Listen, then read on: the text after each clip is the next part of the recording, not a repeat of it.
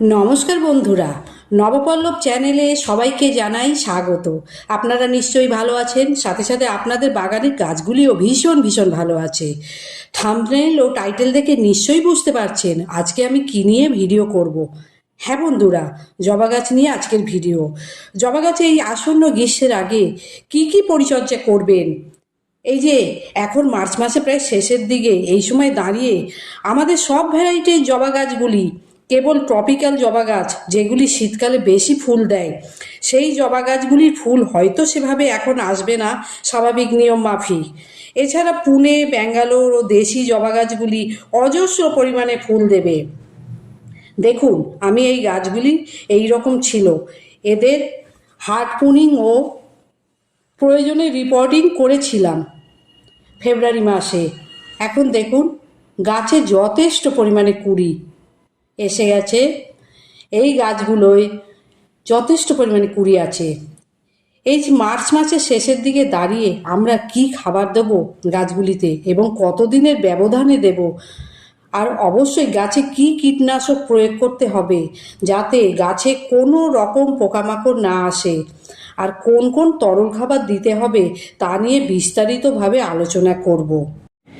এটা মেনে চললে আপনার বাগানেও ফুটবে অজস্র পরিমাণে ফুল। টবের গাছে প্রুনিং ও পিঞ্চিং করে অজস্র ডালপালা আনতে হবে। যত বেশি ডালপালা আসবে তত বেশি আমরা গাছ থেকে ফুল পাবো। হার্ড প্রুনিং তো করা হয়েছিল, তবুও যদি গাছে কোনো শুকনো ডাল থাকে সেটা কাটার দিয়ে কেটে দিতে হবে। এবং যে ডালগুলির মাথায় দেখবেন কুড়ি এখনও আসেনি, সেই ডালগুলির মাথাও কেটে দেবেন। জবা গাছে সাধারণত মাথার দিকেই কুড়ি আসে, তাই যত কেটে দেবেন তত সংখ্যক শাখা পোশাখা বের হবে, তত বেশি আগামী দিনে ফুল পাবেন। সারা বছরই সফট প্রুনিং চলে। সফট প্রুনিং মানে যখনই দেখবেন ওপরের ডালে কুড়ি এসেছে ও ফুলও একটা দুটো ফুটেছে, ফুলটা হয়ে গেলে একটা দুটো কুড়ি থাকলেও মায়া ত্যাগ করে সেই জায়গাটা কুড়ি সমেত ডালটা কেটে দেবেন। এতে আরও বেশি ব্রাঞ্চ বের হবে, আর যত বেশি ডাল আসবে তত বেশি আপনি ফুল পাবেন। মাটিতে খাবার দেবার আগে এইভাবে ভালো করে খুঁচিয়ে নেবেন। মাটিতে যেদিন খাবার দেবেন সেদিন মাটি যেন হালকা ময়েশ্চার থাকে। একেবারে মাটি খটখটে শুকনো বা জ্যাবজ্যাবে কাদাও নয়, এই রকম মাটির অবস্থায় আমাদের জবা গাছে খাবার দিতে হয়।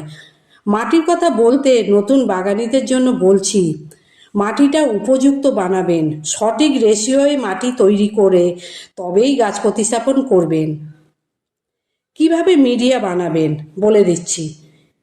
যে টবে গাছ বসাবেন সেই টবে গার্ডেন সয়েল নেবেন 40 ভাগ, আর 40 ভাগ নেবেন কম্পোস্ট, ভার্মি কম্পোস্ট বা 1 বছরের পুরনো গোবর পচা সার, যেটাই হোক না কেন, যে কোনো একটা নিয়ে, অর্থাৎ মাটি 40 ভাগ প্লাস 40 ভাগ যে কোনো কম্পোস্ট, মোট হলো 80 ভাগ। এই 80 ভাগ টবে ভরিয়ে দেবেন। 20 ভাগ, বাকি যে 20 ভাগ দেবেন মোটা দানার লাল বালি। মোট কথা মাটি, ভার্মি ও বালি মিশিয়ে তৈরি করবেন জবা গাছের মাটি। দুর্দান্ত রেজাল্ট পাবেন। আমি যেভাবে মাটিটা তৈরি করতে বলছি সেই ভাগ অনুযায়ী যদি মাটি তৈরি করেন, টবে যখন মাটিটা ভরবেন তখন ওপরে কিনারা 2-3 ইঞ্চি ছেড়ে দিয়ে মাটিটা ভরবেন, তাতে আমাদের টবে খাবার দিতে ও জল দিতে সুবিধা হবে। পুরো টব ভরে মাটি দেবেন না, ওপরের দিকে কিছুটা ছেড়ে দেবেন। কি খাবার আমরা মার্চ মাসে গাছকে খাওয়াবো, একটু দেরি হয়ে গেলেও অসুবিধা নেই। খাবারটা যেটা বলছি একটা 10-12 ইঞ্চি টবের জন্য বলছি। 1 চামচ নেবেন হাড়ের গুঁড়ো, 1 চামচ সর্ষের খোল গুঁড়ো, 1/2 চামচ নেবেন লেদার মিল বা চামড়াকুচি সার। এটা জবা গাছে দারুণ কাজ করে, এটা না পেলে স্কিপ করতে পারেন। 1/2 টেবিল চামচ নেবেন নিম খোল, শিংকুচি নেবেন 1 টেবিল চামচ, 1 টেবিল চামচ নেবেন লাল পটাশ বা 0050। এইগুলি একসাথে নিয়ে মিশিয়ে ভালো করে মিশিয়ে তারপর টবের কিনারা বরাবর খাবারগুলো দিয়ে দেবেন। কখনো গাছের গোড়ায় খাবার দেবেন না, কিনারা বরাবর খাবার দিলে গাছ কখনো ক্ষতিগ্রস্ত হয় না। এই খাবারটা দেবার পর মাটি চাপা দিয়ে দেবো, এবং জল দিয়ে দেবো। এরপর দিতে হবে তরল সার। কি তরল সার আমরা গাছে দেব?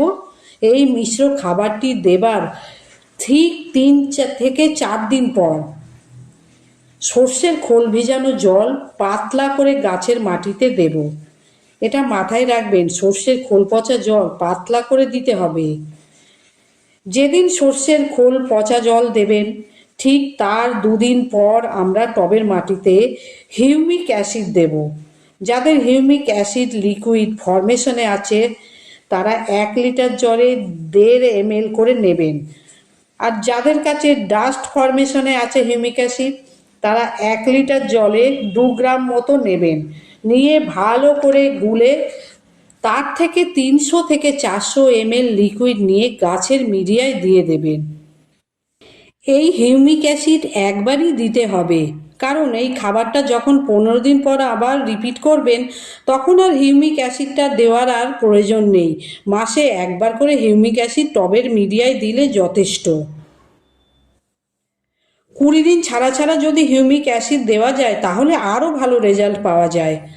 খাবার দেওয়ার পর তার উপর ভার্মি কম্পোস্ট দিয়ে দিচ্ছি মালচিংয়ের মতো করে।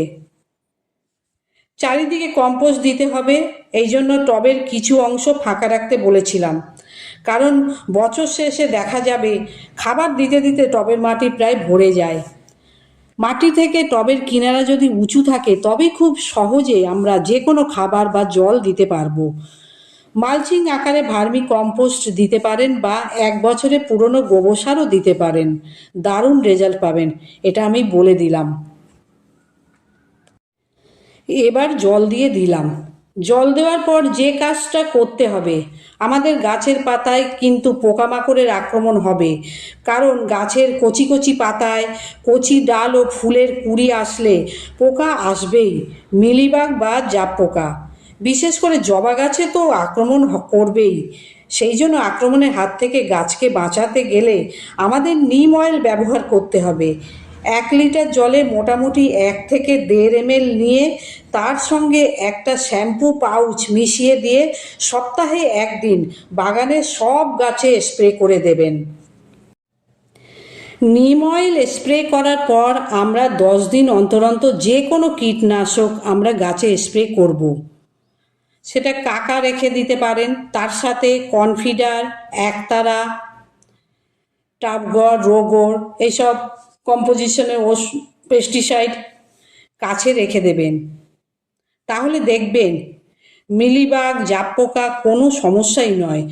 10 দিন অন্তর অন্তর গাছে স্প্রে করুন, কোনো ধরনের পোকামাকড় থাকবে না। আর প্রতিদিন জবা গাছকে স্নান করিয়ে দিন, অন্তত দিনে একবার হলেও। তাহলে দেখবেন গাছের পাতাও সবুজ চকচকে থাকবে আর সালোক সংশ্লেষ প্রক্রিয়াটিও খুব ভালো হবে এবং গাছের পোকামাকড়ের আক্রমণের হারও অনেক কমে যাবে। তো আশা করি বন্ধুরা বুঝতে পারলেন কিভাবে পরিচর্যা করতে হবে।